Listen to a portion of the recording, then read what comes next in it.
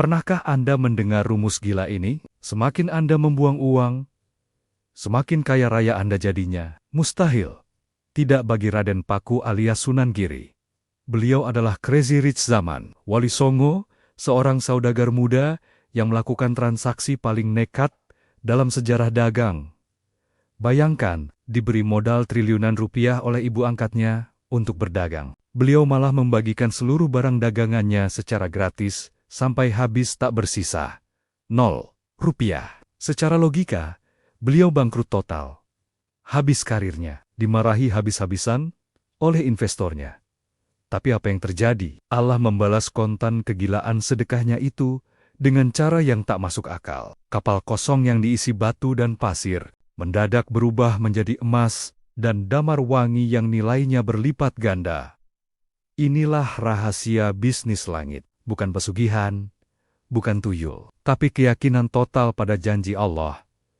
Anda ingin rezeki Anda dilipat gandakan seperti Sunan Giri? Kuncinya ada di hati. Sebelum kita bongkar rahasia bisnis para wali ini, mari kita luruskan niat. Silakan tekan tombol like dan subscribe.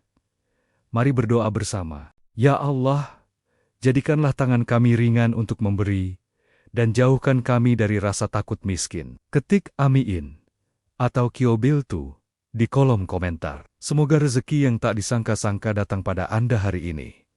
Simak baik-baik, inilah kisah Sunan Giri, saudagar yang membeli surga. Jika ada satu tempat di Jawa yang tidak pernah tidur, itu adalah Gresik. Disinilah pintu gerbang Majapahit. Disinilah rempah-rempah dari Maluku bertemu dengan sutra dari Cina dan permata dari Arab. Bau cengkeh, amis ikan, dan keringat kuli panggul bercampur menjadi aroma kekayaan. Dan di puncak piramida kekayaan itu, berdiri seorang wanita besi, Nyai Ageng Pinatih. Dia bukan sekadar janda kaya. Dia adalah Syah Bandar kepala pelabuhan. Dia adalah Ratu Laut yang menguasai jalur perdagangan. Konon, jika Nyai Pinatih batuk, harga beras di pasar Jawa akan ikut berguncang. Pagi itu, dermaga pribadi Nyai Pinatih tampak sibuk luar biasa. 3 buah kapal layar jenis yang kapal dagang raksasa sedang memuat barang. Ratusan kuli panggul menaik turunkan karung-karung goni. Hati-hati, itu keramik dinasti Ming. Pecah satu. Kujual kalian jadi budak, teriak mandor kapal galak. Di anjungan dermaga, Nyai Ageng Pinatih berdiri, mengawasi dengan kipas cendana di tangan. Di sampingnya, berdiri seorang pemuda tampan, berkulit bersih, dengan wajah yang memancarkan cahaya ketenangan yang kontras dengan hiruk-pikuk pasar. Pemuda itu adalah Raden Paku Sunan Giri Muda, anak angkat kesayangan sang Nyai. "Tole nak, lihatlah kapal-kapal itu," ucap Nyai Pinatih. Suaranya berwibawa namun penuh kasih sayang. Raden Paku menunduk hormat. "Inggih, Ibu." 3 kapal itu isinya beras kualitas terbaik, gula kelapa pilihan, dan keramik-keramik mahal. Jika diuangkan sekarang, nilainya cukup untuk membeli separuh kota ini. Nyai Pinatih menatap mata anak angkatnya, tajam. Tajam. "Ibu percayakan armada dagang ini padamu. Bawa barang-barang ini ke Banjar Kalimantan. Di sana, orang-orang kaya sedang butuh barang mewah. Jual dengan harga tinggi. Ibu ingin kau belajar menjadi saudagar. Bukan hanya menjadi santri yang duduk di pondok. Ini adalah ujian berat." Nyai Pinatih sedang menguji apakah Raden Paku sanggup meneruskan kerajaan bisnisnya. Raden Paku menelan ludah. Ia melihat tumpukan harta yang menggunung itu. Hatinya bergetar. Bukan karena silau akan harta, tapi karena beratnya amanah. Jiwanya adalah jiwa ulama, bukan jiwa pedagang yang licik mencari untung. "Sendiko dawuh, Ibu, Ananda akan berusaha menjaga amanah ini," jawab Raden Paku pelan. "Bagus. Ibu sudah siapkan pendampingmu, Abu Hurairah, seorang laki-laki paruh baya, bertubuh kekar, dan berkulit gelap. Karena matahari laut maju ke depan. Dia adalah juragan Abu Hurairah, nahkoda kepercayaan Nyai Pinatih yang paling berpengalaman. Tangan kanannya dalam urusan uang. "Siap, Gusti Nyai," seru Abu Hurairah tegas. "Abu, jaga Raden Paku. Ajari dia cara menawar. Pastikan kalian pulang membawa emas dan damar wangi dari Kalimantan. Jangan sampai rugi satu kepeng pun. Mengerti? Mengerti, Gusti Nyai. Nyawa saya taruhannya. Siang hari, detik-detik keberangkatan, layar-layar terkembang, angin laut mulai mendorong lambung kapal yang berat karena muatan penuh. Raden Paku naik ke geladak kapal utama. Ia melambaikan tangan kepada ibunya di dermaga. Nyai Ageng Pinatih tersenyum bangga. Membayangkan anaknya akan pulang membawa keuntungan berlipat ganda yang akan semakin menasbihkan keluarga mereka sebagai penguasa ekonomi Gresik. Namun, di atas kapal, Raden Paku menatap Cakrawala dengan pandangan menerawang. Juragan Abu Hurairah mendekat, menepuk bahu tuan mudanya. Jangan khawatir, Gus Agus atau Tuan Muda, pasar Banjar sedang bagus. Kita pasti untung besar. Nanti Gus bisa beli kuda baru, bisa bangun rumah megah. Raden Paku tersenyum tipis. Sangat tipis. Paman Abu, rezeki itu memang harus dicari. Tapi, aku kepikiran, untuk apa kita menumpuk harta, jika di luar sana, masih banyak yang menangis. Gus, ini terlalu lembut hatinya. Tawa Abu Hurairah renyah. Dagang ya dagang, Gus. Amal ya amal, jangan dicampur. Nanti bangkrut. Abu Hurairah tertawa. Mengira itu hanya obrolan santai. Ia tidak tahu bahwa kalimat Gus ini terlalu lembut hatinya akan menjadi mimpi buruk baginya beberapa hari ke depan. Kapal menembus ombak Laut Jawa, meninggalkan kenyamanan Gresik, menuju tanah seberang. Mereka membawa modal triliunan. Mereka membawa harapan seorang ibu yang ambisius. Tapi Raden Paku membawa rencana lain yang disisipkan Tuhan di dalam hatinya. Rencana yang akan membuat Abu Hurairah menjerit histeris dan Nyai Pinatih murka. Langit mulai gelap di tengah laut. Badai kecil mulai datang, seolah memberi pertanda, perjalanan ini tidak akan berakhir seperti transaksi dagang biasa. Setelah berminggu-minggu diombang-ambing ombak Laut Jawa, armada kapal Nyai Ageng Pinatih akhirnya melihat daratan. Langit Kalimantan membentang luas. Juragan Abu Hurairah berdiri di haluan kapal, matanya berbinar-binar menatap garis pantai. Alhamdulillah, sampai juga kita, Gus. Serunya penuh semangat. Banjar, tanahnya para saudagar intan. Siapkan mentalmu, Gus. Sebentar lagi kita akan sibuk menghitung uang sampai jari kiting. Para awak kapal bersorak. Mereka membayangkan pasar yang ramai. Wanita-wanita berpakaian sutra. Dan koin emas yang melimpah. Namun, saat kapal mulai merapat ke dermaga, senyum di wajah Abu Hurairah perlahan pudar. Hening. Terlalu hening untuk sebuah pelabuhan besar. Tidak ada musik gamelan penyambut tamu. Tidak ada pedagang yang berebut menawarkan dagangan. Yang ada hanyalah debu tebal yang berterbangan ditiup angin panas. Ada yang tidak beres. Gumam Raden Paku. Firasatnya tajam menangkap aura kesedihan yang pekat di udara. Dermaga Banjar. Raden Paku dan rombongan turun dari kapal. Kaki mereka mendarat di tanah yang retak-retak. Panas matahari terasa menyengat. Bukan hangat yang menyehatkan, tapi panas yang membakar. Pemandangan di depan mereka sungguh mengerikan. Negeri Banjar sedang dilanda paceklik hebat kemarau panjang. Sawah-sawah kering kerontang menyisakan jerami mati. Sungai-sungai surut menjadi kubangan lumpur. Dan manusianya, Masya Allah, orang-orang duduk lemas di pinggir jalan. Tubuh mereka kurus kering.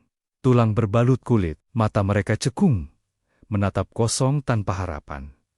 Tidak ada jual beli. Jangankan membeli keramik mahal atau sutra, untuk membeli seteguk air saja, mereka tidak mampu. Seorang ibu muda yang menggendong bayi kurus, merangkak mendekati rombongan saudagar kaya itu. Tuan, air. Tuan, suaranya parau, nyaris tak terdengar. Raden Paku terhenti, dadanya sesak seketika. Sementara itu, Abu Hurairah panik, naluri bisnisnya menjerit bahaya. Waduh, Gus, celaka kita, bisik Abu Hurairah dengan keringat dingin. Salah musim, kita datang pas bencana. Siapa yang mau beli beras premium dan keramik Ming di tempat seperti ini? Mereka makan tikus saja. Rebutan. Abu Hurairah, menarik lengan Raden Paku. "Ayo Gus, kita balik ke kapal. Kita cari pelabuhan lain. Kalau kita bongkar muatan di sini, bisa dirampok massa yang kelaparan. Atau lebih parah, barang kita tidak laku dan busuk." Secara logika dagang, Abu Hurairah 100% benar. Dalam hukum ekonomi, tidak ada permintaan demand. Maka tinggalkan pasar itu. Tapi Raden Paku tidak beranjak. Matanya terkunci pada bayi dalam gendongan ibu itu. Bayi itu menangis tanpa suara, karena sudah terlalu lemah. "Paman Abu," suara Raden Paku bergetar. Matanya mulai basah. "Lihat ibu itu. Lihat anak-anak itu." "Iya saya lihat, Gus. Kasihan memang. Tapi kita ini pedagang, bukan dinas sosial. Kita bawa amanah Nyai Pinatih. Modal triliunan ini harus balik modal." Desak Abu Hurairah makin panik. Raden Paku menepis pelan tangan Abu Hurairah. Ia berjongkok, mengeluarkan botol air minumnya sendiri, dan meminumkannya ke mulut ibu yang kehausan itu. "Alhamdulillah," desah ibu itu, air mata mengalir di pipi kotornya. Seketika, puluhan orang lain yang melihat kejadian itu mulai mendekat. "Air, Tuan beras. Tuan," rintihan itu bersahut-sahutan. Seperti paduan suara kematian yang menyayat hati. Raden Paku berdiri tegak.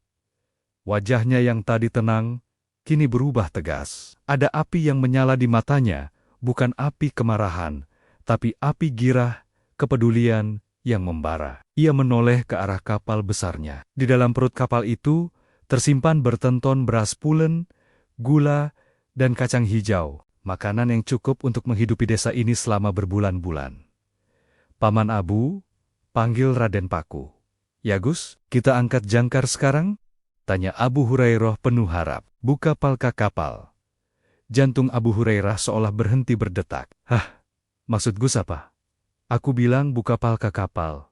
Keluarkan berasnya, keluarkan gulanya, untuk dijual obral. Rugi dong Gus."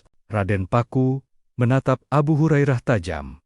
Tatapan seorang calon wali yang menembus dimensi duniawi. "Bukan untuk dijual, Paman, tapi untuk diberikan." "Diberikan? Maksudnya sedekah?" "Semuanya." Abu Hurairah melotot, nyaris pingsan. "Semuanya. Jangan sisakan satu butir pun." Langit banjar seakan runtuh di telinga Abu Hurairah. Ia membayangkan wajah Nyai Pinatih yang murka sambil memegang cambuk. Keputusan gila baru saja dibuat, dan kegilaan itu baru permulaan. Suasana di geladak kapal berubah menjadi kekacauan total. Perintah Raden Paku menyebar seperti api yang menyambar bensin. Bongkar muatan, bagikan gratis. Sekarang, para awak kapal saling pandang dengan wajah pucat. Tangan mereka gemetar. Mereka adalah pelaut bayaran yang bekerja demi komisi penjualan. Jika barang ini dibagikan gratis, itu artinya bonus mereka hilang. Gaji mereka terancam. Juragan Abu Hurairah, dengan wajah merah padam, menahan tangis dan amarah, berlari menghadang Raden Paku. Dia berlutut, memeluk kaki tuan mudanya itu. "Gusti, sadarlah Gusti!" teriak Abu Hurairah histeris. "Ini barang senilai ribuan keping emas. Kalau dibagikan, kita pulang bawa apa?" "Nyai Pinatih itu singa betina, Gus. Dia bisa memenggal leher saya kalau tahu modalnya habis begini." Raden Paku memegang bahu Abu Hurairah, memintanya berdiri. Tatapannya teduh, kontras dengan kepanikan di sekelilingnya. "Paman Abu," ucap Raden Paku lembut namun tegas. "Siapa bilang kita tidak berdagang? Kita sedang melakukan transaksi terbesar dalam hidup kita." "Transaksi apa? Tidak ada uangnya," bantah Abu Hurairah. "Kita sedang menjual barang ini kepada Allah. Pembayarannya kontan, Paman, tapi tidak sekarang. Dan tidak berupa uang receh dunia." Raden Paku menoleh ke arah anak buah kapal yang masih ragu. "Kenapa kalian diam? Buka gudangnya, atau aku sendiri yang mengangkutnya." Teriakan itu menggelegar. Aura kewalian Raden Paku memancar kuat, membuat nyali para pelaut itu ciut. Dengan berat hati, mereka mulai membuka pintu palka. Momen paling gila. Begitu pintu gudang terbuka dan karung beras pertama diturunkan, kabar menyebar ke seluruh desa secepat kilat. Ada dermawan dari Jawa, bagi-bagi makanan. Ribuan manusia yang kelaparan itu menyerbu dermaga. Pemandangannya seperti lautan manusia. Mereka tidak beringas menjarah, tapi menangis, bersyukur. Karung-karung beras diturunkan, gula-gula kelapa dibagikan, kain-kain sutra dan keramik mahal diserahkan begitu saja. Ambillah, makanlah. Ini rezeki dari Allah untuk kalian. Teriak Raden Paku dari atas geladak. Di bawah sana, tangis bahagia pecah. Seorang kakek tua memeluk karung beras sambil bersujud di tanah berdebu. Ibu-ibu menyuapkan gula merah ke mulut anak-anak yang lemas. Wajah-wajah yang tadi seperti mayat hidup, kini mulai dialiri darah kehidupan, tapi di atas kapal. Suasana berbanding terbalik. Para awak kapal menangis sesenggukan. Bukan tangis haru, tapi tangis ketakutan. Mereka melihat beras-beras itu, seolah melihat koin emas mereka dibuang ke laut. Abu Hurairah duduk terkulai di pojok kapal, memijat kepalanya yang pening. Bangkrut. Habis sudah, tamat riwayat kita. Racau Abu Hurairah. Berulang-ulang. 1 jam, 2 jam. Hingga matahari condong ke barat, kapal dagang raksasa itu kini kosong melompong. 3 kapal, ratusan ton muatan, 0. Tak bersisa sebutir pun. Raden Paku turun ke dermaga yang kini sepi. Hanya menyisakan kulit-kulit pembungkus karung. Ia melihat senyum terakhir dari seorang anak kecil yang melambaikan tangan dengan perut kenyang. Hati Raden Paku terasa penuh, sangat penuh. Rasa bahagia yang tidak pernah ia rasakan saat memegang uang. Ya Allah, aku telah menitipkan harta ibuku di jalanmu. Engkau sebaik-baik penjaga titipan. Batinnya. Senja hari, realita menampar. Kegembiraan sedekah sudah berlalu. Kini tinggal realita pahit yang harus dihadapi. Kapal harus pulang ke Gresik. Juragan Abu Hurairah menghampiri Raden Paku dengan wajah lesu. Matanya bengkak habis menangis. Gus, suaranya serak. Kapal sudah kosong. Kita harus pulang. Tapi ada masalah besar. Masalah apa lagi, Paman? Tanya Raden Paku santai. Kapal ini terlalu ringan, Gus. Tanpa muatan pemberat di lambung kapal, kalau kita kena angin kencang di tengah laut, kapal ini akan terbalik. Kita bisa mati tenggelam sebelum sampai Gresik. Secara teknis, pelayaran, kapal besar butuh beban balast agar stabil membelah ombak. Pulang dengan kapal kosong adalah tindakan bunuh diri. Raden Paku berpikir sejenak. Ia melihat ke sekeliling. Di kejauhan, ada sebuah pulau karang kecil yang tak berpenghuni. Paman, arahkan kapal ke pulau karang itu, perintah Raden Paku.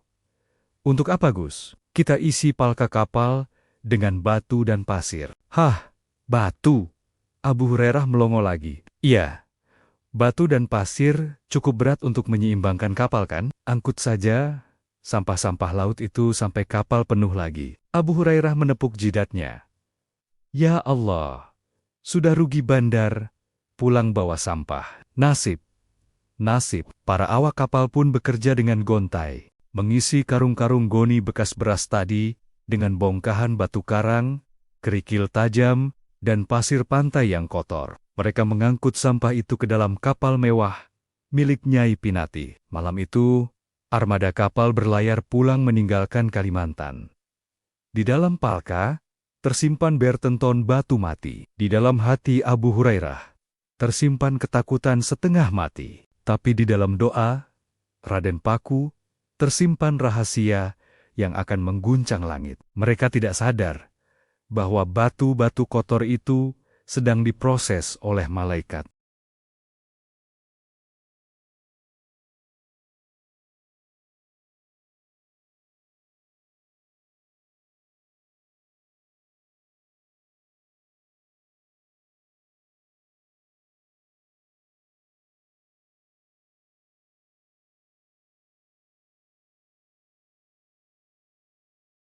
Tidak ada tawa, tidak ada nyanyian pelaut. Para awak kapal duduk termenung dengan tatapan kosong. Mereka tahu rahasia memalukan yang tersembunyi di bawah kaki mereka. Yang membuat kapal ini berat bukanlah emas, bukan pula damar wangi, melainkan batu karang, pasir kotor, dan kerikil yang mereka pungut dari pulau tak berpenghuni. Kita sudah gila, bisik seorang Kelasi kepada temannya. Jauh-jauh ke Kalimantan, bertaruh nyawa di laut, pulangnya bawa batu untuk menguruk jalan. Istriku pasti minta cerai, kalau tahu aku pulang tanpa uang sepeser pun.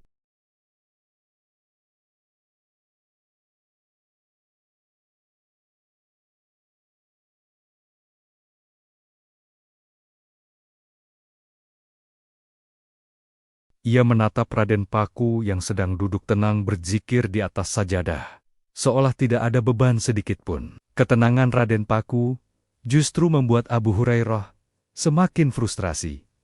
Gus, Abu Hurairah memberanikan diri bicara. Sebentar lagi kita sampai Gresik. Kita harus sepakat dulu soal laporan pertanggungjawaban. Raden Paku membuka matanya, tersenyum. Laporan apa, Paman? Kita tidak bisa bilang yang sejujurnya pada Nyai Pinatih, Gus. Kalau kita bilang modalnya habis disedekahkan, dan kita pulang bawa batu, Nyai bisa stroke, dia bisa murka. Abu Hurairah mendekat. Suaranya berbisik licik. Begini saja, Gus. Kita buat cerita. Kita bilang, kapal kita diserang bajak laut Moro. Ya, kita bilang kita sudah melawan mati-matian. Tapi kalah jumlah, dan semua harta dijarah. Batu-batu di bawah itu, kita buang saja sebelum masuk pelabuhan. Itu adalah ide yang masuk akal, alibi yang sempurna untuk menutupi kerugian. Tapi Raden Paku menggeleng tegas. Tidak, Paman, kita tidak akan berbohong. Tapi, Gus Paman Abu, potong Raden Paku, kita sudah berniaga dengan Allah. Apakah pantas niat suci itu dikotori dengan kebohongan? Jika ibu marah, biarlah marah. Itu hak beliau. Tapi aku tidak akan lari dari tanggung jawab dengan berdusta. Biarkan batu-batu itu tetap di situ. Jangan dibuang. Itu bukti perjalanan kita. Abu Hurairah lemas. Ia merasa seperti terdakwa yang divonis mati tanpa boleh membela diri. Mati aku, mati konyol aku. Ratapnya dalam hati. Pelabuhan Gresik, pagi hari. Hari penghakiman tiba. Garis pantai Gresik mulai terlihat. Menara Syah Bandar berdiri gagah.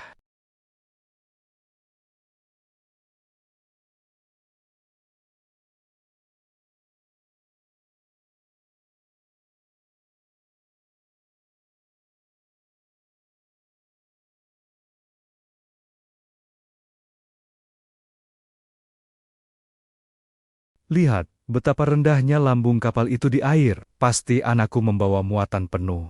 Dia berhasil. Dia benar-benar pewaris bakat dagangku. Nyai Pinatih membayangkan emas batangan, rotan kualitas super, dan intan permata yang akan memenuhi gudangnya. Ia sudah menyiapkan pesta penyambutan. Sementara itu, di atas kapal yang perlahan merapat, jantung Abu Hurairah berdegup kencang seolah mau meledak. Ia melihat senyum lebar Nyai Pinatih dari kejauhan. Dan baginya, senyum itu lebih menakutkan daripada badai laut.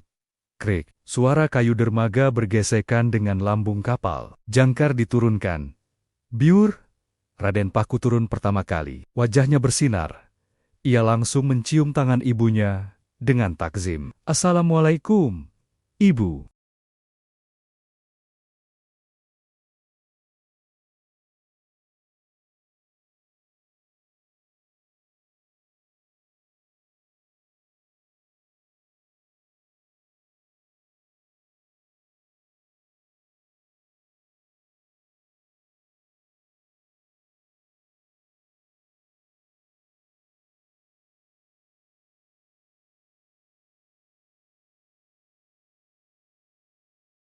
Raden Paku tersenyum lembut. Ibu, yang saya bawa adalah keuntungan terbaik yang tidak akan pernah habis. Nyai Pinatih tertawa renyah. Ah, kau ini pintar bersilat lidah. Ayo Abu, perintahkan anak buahmu buka palka. Ibu mau lihat. Abu Hurairah tidak bergerak. Kakinya kaku. Nyai Pinatih mengernyitkan dahi. Abu, kenapa kau pucat seperti mayat? Buka palkan ye. Teriakan itu tidak bisa dibantah. Dengan tangan gemetar, Abu Hurairah memberi isyarat pada anak buah kapal. Buka. Perintahnya lemas.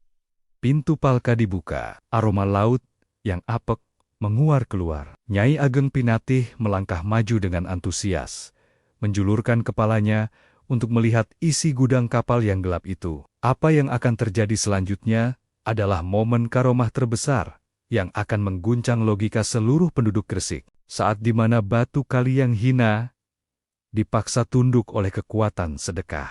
Jantung semua orang seolah berhenti berdetak. Nyai Ageng Pinatih berdiri di bibir palka kapal. Matanya menyipit, menembus kegelapan lambung kapal. Di bawah sana, ia melihat ribuan karung goni yang menumpuk tinggi. Karung apa itu? Tanya Nyai Pinatih curiga.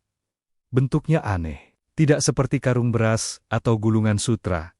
Dan baunya, kenapa bau laut? Juragan Abu Hurairah tidak tahan lagi. Tekanan batinnya meledak. Ia jatuh berlutut di lantai kayu dermaga. Menangis tersedu-sedu sambil memeluk kaki majikannya.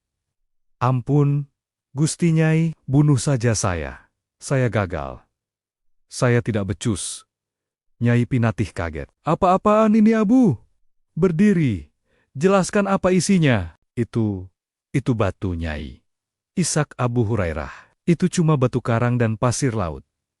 Modal kita habis, barang kita habis dibagi-bagikan gratis di Banjar. Kita pulang bawa sampah. Biar kapal tidak terbalik. 2 RR.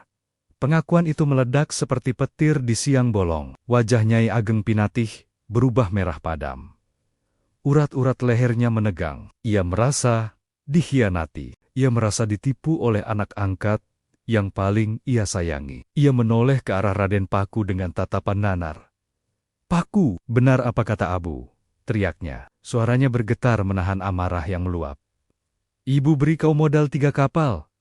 Triliunan uang. Kau buang begitu saja. Kau pikir mencari uang itu mudah? Kau mau menghancurkan bisnis ibu? Raden Paku menunduk. Tenang namun penuh hormat. Ibu, saya tidak membuangnya. Saya menginvestasikannya di tempat yang paling aman. Saya meminjamkannya kepada Zat yang Maha Kaya. Cukup, bentak Nyai Pinatih. Ibu tidak butuh ceramah. Ibu butuh keuntungan. Kau pulang membawa batu. Kau gila, dengan langkah lebar dan penuh emosi. Nyai Pinatih memerintahkan kuli panggul. Naikkan 1 karung itu ke sini, cepat. Aku mau lihat seberapa gila anakku ini membawa sampah ke istanaku. Para kuli dengan takut turun ke palka. Mereka memanggul 1 karung yang sangat berat. Karung goni itu basah, kotor dan berlumut. Jelas sekali, isinya benda tak berharga. Bruk! Karung itu dijatuhkan di depan kaki Nyai Pinatih. Suaranya keras dan berdebum. Suara khas benturan batu. Buka! Perintah Nyai Pinatih dingin. Abu Hurairah menutup matanya rapat-rapat. Ia tidak sanggup melihat batu-batu amis itu menggelinding keluar, mempermalukan mereka. Ia sudah pasrah jika setelah ini kepalanya dipenggal. Seorang kuli menyabetkan pisau belatinya untuk merobek jahitan karung goni itu. Serit. Karung terbuka. Isinya tumpah keluar. Hening. Seluruh pelabuhan mendadak sunyi senyap. Angin seolah berhenti berhembus. Abu Hurairah yang tidak mendengar suara makian, perlahan membuka matanya. Matanya terbelalak lebar, hampir loncat keluar. Nyai Ageng Pinatih mundur 2 langkah. Tangannya menutup mulutnya yang menganga tak percaya. Benda yang tumpah dari karung kotor itu. Bukan batu hitam, bukan kerikil tajam, bukan pasir amis, melainkan batu permata, intan berlian, dan bongkahan emas murni. Cahaya matahari siang itu memantul pada ribuan permata itu, menciptakan kilauan menyilaukan yang menusuk mata. Warna merah delima, hijau zamrud, dan kuning emas bercampur menjadi satu. Ini Nyai Pinatih tergagap. Ia berjongkok, tangannya gemetar memungut sebuah bongkahan yang tadi ia kira batu kali. Benda itu berat, padat, dan berkilau kuning. Emas 24 karat, Abu. Panggil Nyai Pinatih lirih. Kau bilang ini batu, demi Allah. Nyai. Abu Hurairah merangkak mendekat. Matanya melotot memegang emas itu. Tadi waktu kami masukkan di Pulau Kosong, ini batu karang. Sumpah, saya sendiri yang mengangkutnya. Ini batu kotor penuh lumut. Kenapa? Kenapa bisa jadi emas? Raden Paku perlahan mendekat. Ia memandang tumpukan harta karun itu tanpa sedikit pun rasa kaget, seolah ia sudah tahu bahwa Allah tidak akan pernah mengecewakan hambanya yang bersedekah. Ibu, suara Raden Paku terdengar lembut, memecah kebisuan. Inilah balasan dari pembeli dagangan kita. Ketika kita memberi makan hamba-hamba Allah yang kelaparan dengan ikhlas, Allah menggantinya bukan hanya setimpal, tapi berlipat-lipat ganda. Buka karung yang lain, teriak Nyai Pinati histeris, antara bahagia dan takut. Kuli-kuli berlarian membuka karung kedua. Isinya bukan pasir, tapi damar wangi getah pohon gaharu kualitas terbaik yang harganya selangit. Karung ketiga dibuka. Isinya rotan Kalimantan yang halus dan kuat. 3 kapal yang tadinya dianggap berisi sampah, kini berubah menjadi armada pembawa harta karun terbesar yang pernah mendarat di tanah Jawa. Nilainya bukan lagi triliunan, tapi tak terhingga. Nyai Ageng Pinati, wanita besi yang tak pernah menangis itu, kini luruh. Kakinya lemas. Ia jatuh terduduk di atas tumpukan permata. Air matanya deras mengalir. Bukan tangis bahagia karena kaya, tapi tangis malu. Malu kepada Allah, malu kepada anaknya. Ia sadar, selama ini ia hanya berdagang dengan logika manusia. Hitung-hitungan, untung rugi. Sementara anaknya, Raden Paku, telah mencapai tingkatan ma'rifat. Berdagang langsung dengan pemilik semesta. Raden Paku berlutut, memeluk ibunya yang menangis. Ampunkan ibu, nak. Ibu mata duitan. Ibu lupa kekuasaan Allah. Ishak, Nyai Pinati.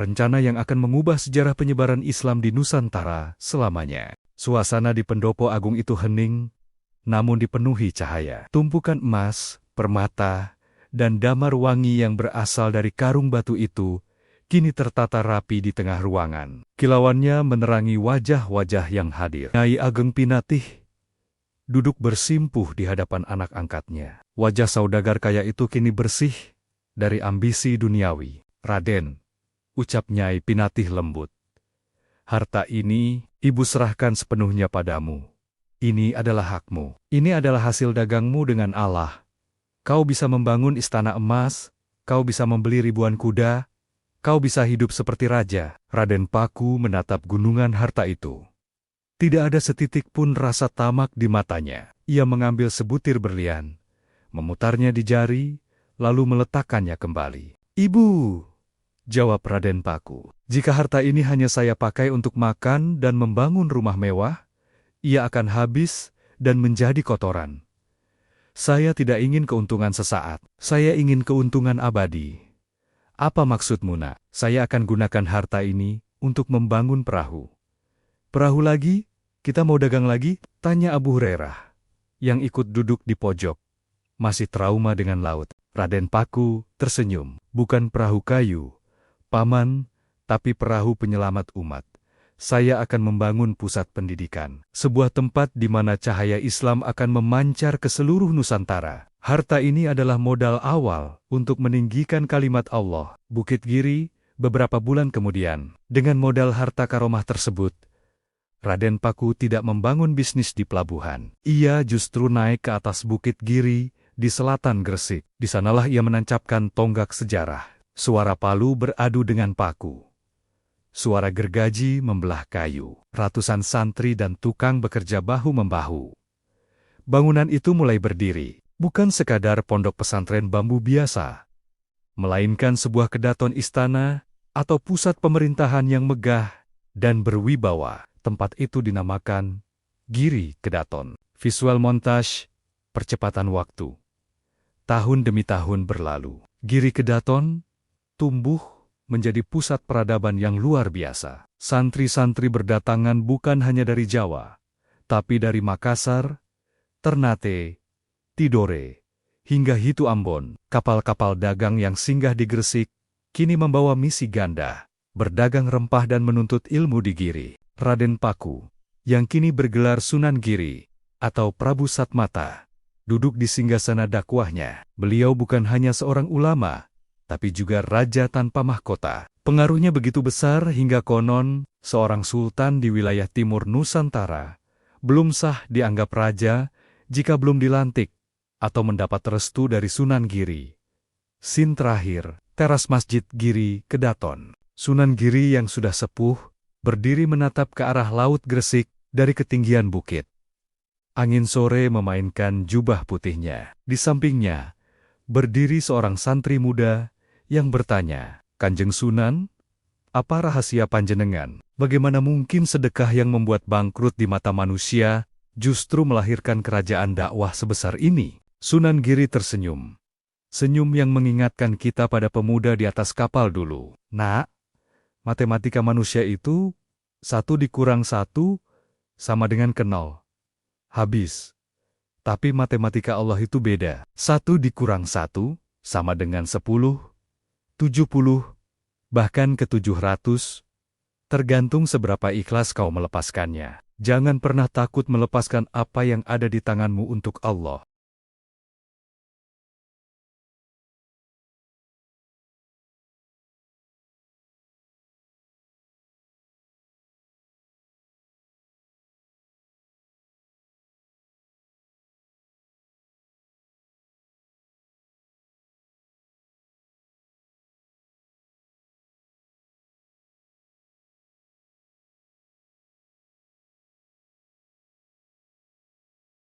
Kita sering berpikir, kalau aku sedekah, nanti uang belanjaku kurang, nanti tabunganku habis. Padahal, Sunan Giri telah membuktikan, ekskavator langit bekerja jauh lebih cepat daripada cangkul manusia. Saat Anda berani bertransaksi habis-habisan dengan Allah, maka Allah pun akan membalasnya dengan cara yang habis-habisan pula. Entah itu kesehatan, ketenangan jiwa, atau rezeki dari arah yang tidak disangka-sangka. Hari ini, mari kita tantang diri kita sendiri. Sisihkan sedikit rezeki Anda hari ini, bukan sisa uang receh, tapi uang terbaik, dan niatkan, "Ya Allah, ini modal bisnisku denganmu."